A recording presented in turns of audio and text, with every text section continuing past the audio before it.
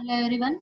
In this session, we are going to discuss some topics related to motivation and also Maslow's need hierarchy theory. So let us tell what is a motivation. So motivation, nothing but is defined as an inspiration or encouragement given to a person to behave in a certain manner or to intensify his willingness to use his capabilities and potentialities for achieving goals of the organization in which he is working. Motivation improves the human behavior and attitude towards work.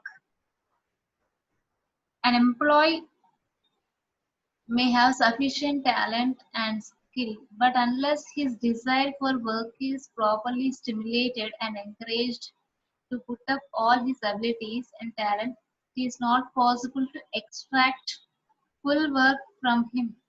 Therefore, he must be induced by a psychological approach which is known as motivation. So, for every person, in order to extract more skill or talent, he must be motivated. So, here, this motivation relates to idea, goals, attitude, success, performance. So, through this motivation, it can able to change the uh, one's behavior, and if the behavior of the person changes, then he is going to perform good, he is going to perform in a good manner, and he can able to render the cooperation with other people.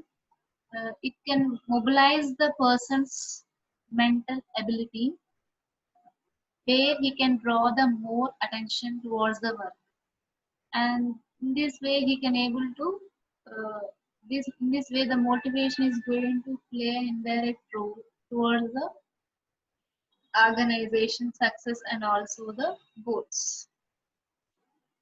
Here, if you see this motivation is nothing but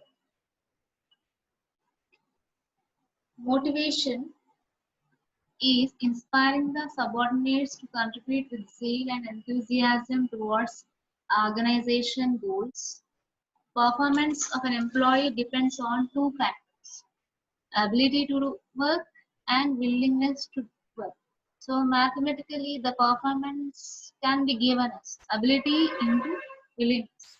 If both are going to place in a good manner, then the performance is going to be out. Without ability, we cannot able to give the performance. And without a willingness, in any of these two, if any one of these two is absent, then the performance will not be out. So both should be there.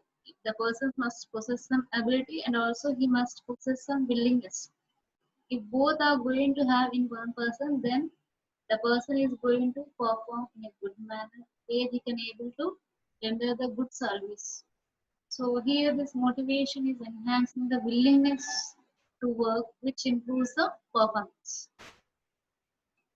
So next one here, before going to this, let us discuss here.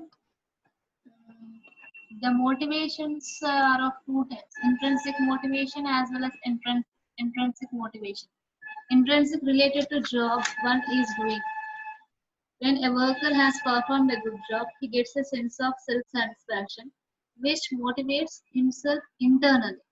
Whereas the extrinsic motivation is external to the job or task. In this, a worker is motivated by the provision of some external benefits, for example, financial incentives for doing a good job, recognition of good performance by the company, promotions, awards, praise or punishment, or some kinds of extrinsic motivation.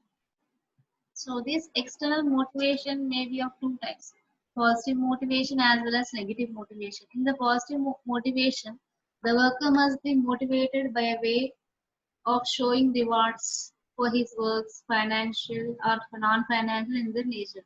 Whereas the negative motivation is based on fear or force.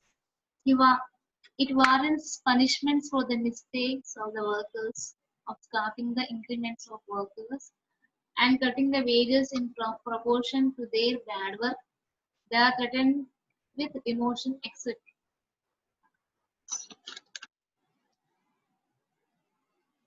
Here, there are some theories of motivation. So, in our session, we are going to deal the Maslow's need hierarchy theory of motivation. So, according to this theory,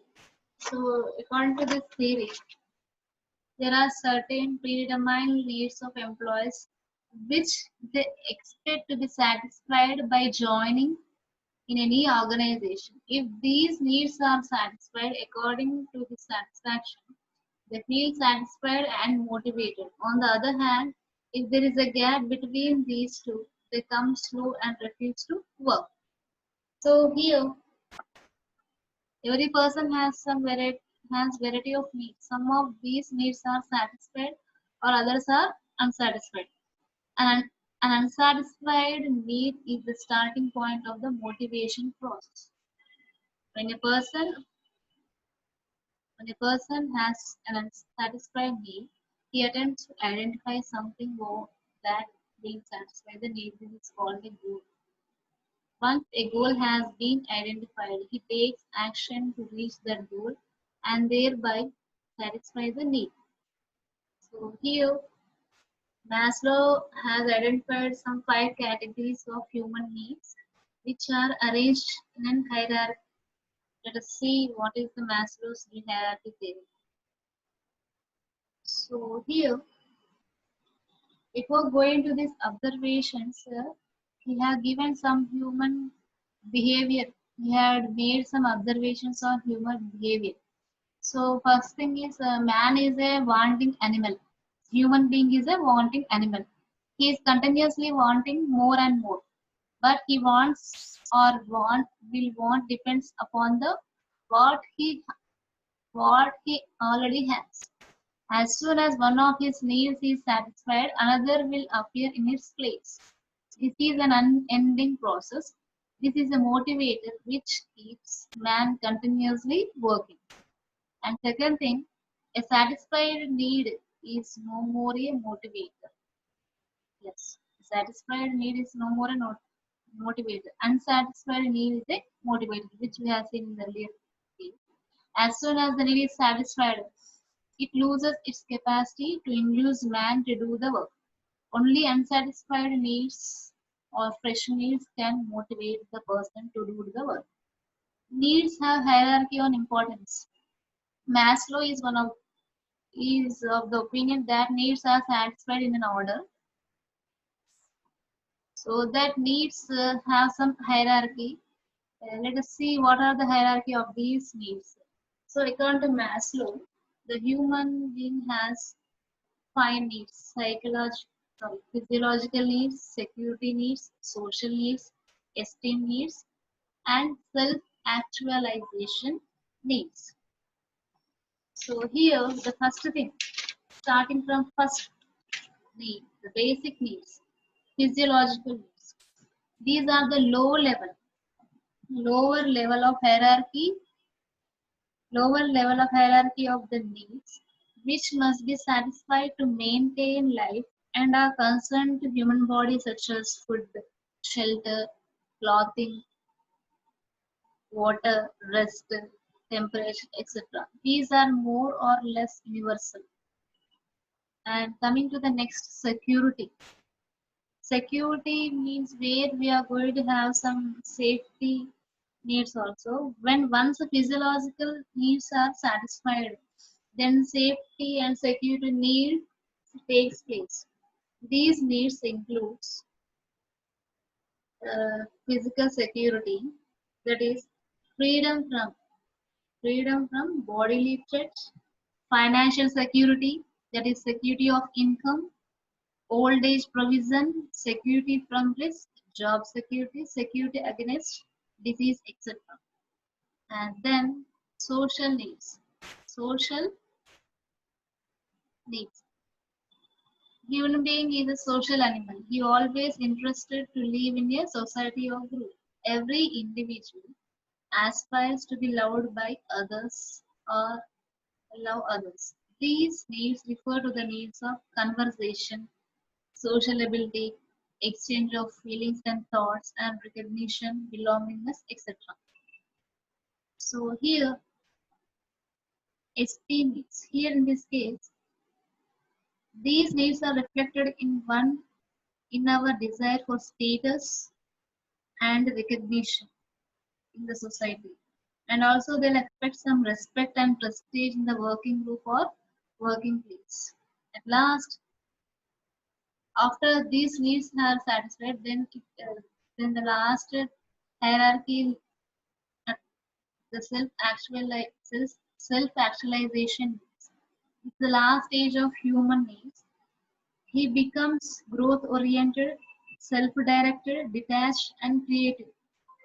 This need reflects a state defined in terms of a extent to which an individual attains his personal goal. Here, I give you some. See here, these are some needs. So, see here, which are already. So here, there are also another theories of motivation. So in the self-actualization needs, it is the last stage where it is nothing but the desire to become what one is capable of becoming to maximize one's potential as well as to accomplish something. So after this need, there is no further there is no motivation to do the work. It's a satisfied position. So with this, I am closing the session.